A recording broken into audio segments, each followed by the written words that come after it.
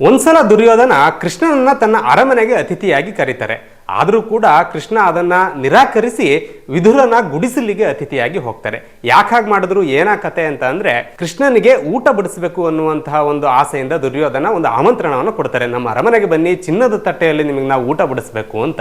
ಅದೇ ಸಮಯಕ್ಕೆ ವಿದುರ ಮತ್ತು ವಿದುರನ ಹೆಂಡತಿ ಕೃಷ್ಣನನ್ನ ಭಕ್ತಿಯಿಂದ ನೆನಪು ಮಾಡ್ಕೊಳ್ತಾ ಇರ್ತಾರೆ. ಬಾ ಮನೆಗೆ ಊಟಕ್ಕೆ ಅಂತಾನು ಕೂಡ ಅವ್ರು ಕರೆದಿರೋದಿಲ್ಲ.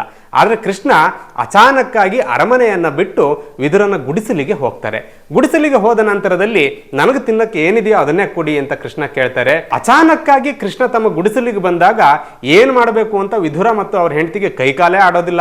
ಭಕ್ತಿ ಒಂದು ಕಡೆ, ಪ್ರೀತಿ, ಕೃಷ್ಣ ಬಂದ್ರಲ್ಲ ನಮ್ಮ ಮನೆಗೆ ಅನ್ನುವಂತ ಖುಷಿ, ಇದರಲ್ಲಿ ಮುಳುಗಿ ಹೋದಂತ ವಿದುರನ ಹೆಂಡತಿ ಏನ್ ಮಾಡ್ತಾರೆ, ತಮ್ಮ ಮನೆಯಲ್ಲಿ ಮಣ್ಣಿನ ತಟ್ಟೆಯಲ್ಲಿ ಇಟ್ಟಿದ್ದಂತಹ ಬಾಳೆಹಣ್ಣುಗಳನ್ನು ತಂದು ಕೃಷ್ಣನಿಗೆ ಬಿಡಿಸಿ ಕೊಡ್ತಾರೆ. ಆದ್ರೆ ಅಲ್ಲಿ ಒಂದು ಸಣ್ಣ ಅಚಾತುರ್ಯ ನಡೆಯುತ್ತೆ. ಏನ್ ಮಾಡ್ತಾರೆ ಅಂದ್ರೆ, ಭಕ್ತಿಯಲ್ಲಿ ಮಿಂದು ಹೋದಂತ ಆ ವಿದುರನ ಹೆಂಡತಿ ಬಾಳೆಹಣ್ಣಿನ ಸಿಪ್ಪೆಯನ್ನ ಬಿಡಿಸಿ ಹಣ್ಣುಗಳನ್ನು ತೆಗೆದು ಬಿಸಾಕಿ ಸಿಪ್ಪೆಯನ್ನ ಕೃಷ್ಣನಿಗೆ ತಿನ್ನೋದಕ್ಕೆ ಕೊಡ್ತಾರೆ. ಭಗವಂತ ನಮ್ಮ ಪ್ರೀತಿಯಿಂದ ಕೊಡ್ತಾ ಇರುವ, ಭಕ್ತಿಯಿಂದ ಕೊಡ್ತಿರುವ ಈ ನೈವೇದ್ಯವನ್ನು ಸ್ವೀಕರಿಸಪ್ಪ ಅಂತ ಹೇಳ್ತಾರೆ. ಏನ್ ಕೊಡ್ತಾ ಇದ್ದೀನಿ ಅಂತಾನೆ ಅವ್ರು ನೋಡೋದಿಲ್ಲ.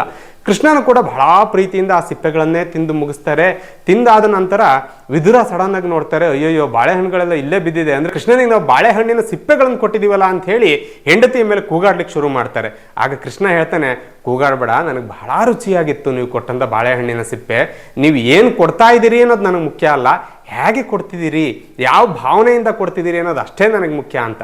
ಈ ಕಡೆ ದುರ್ಯೋಧನ ಅರಮನೆಯಲ್ಲಿ ಚಿನ್ನದ ತಟ್ಟೆಯಲ್ಲಿ ಎಲ್ಲ ರೀತಿಯ ಊಟಗಳನ್ನು ಇಟ್ಕೊಂಡು ಕಾಯ್ತಾ ಇದ್ರು. ಕೃಷ್ಣನಿಗೆ ಅದು ಯಾವುದು ಬೇಕಾಗಿರೋದಿಲ್ಲ. ಕೃಷ್ಣನಿಗೆ ಮಣ್ಣಿನ ತಟ್ಟೆಯಲ್ಲಿ ಬಹಳ ಪ್ರೀತಿಯಿಂದ ಕೊಟ್ಟಂತಹ ಬಾಳೆಹಣ್ಣಿನ ಸಿಪ್ಪೆಗಳೇ ಬಹಳ ಮುಖ್ಯ ಆಗುತ್ತೆ. ಇದಕ್ಕೆ ಹೇಳೋದು, ದೇವರಿಗೆ ಏನು ಕೊಡೋದಾದ್ರೂ ಬಹಳ ಪ್ರೀತಿಯಿಂದ ಕೊಡಿ, ಏನು ಕೊಡ್ತೀರಿ ಅನ್ನೋದು ಮುಖ್ಯ ಅಲ್ಲ, ಹ್ಯಾಕ್ ಕೊಡ್ತೀರಿ ಅನ್ನೋದು ಮುಖ್ಯ ಅಂತ.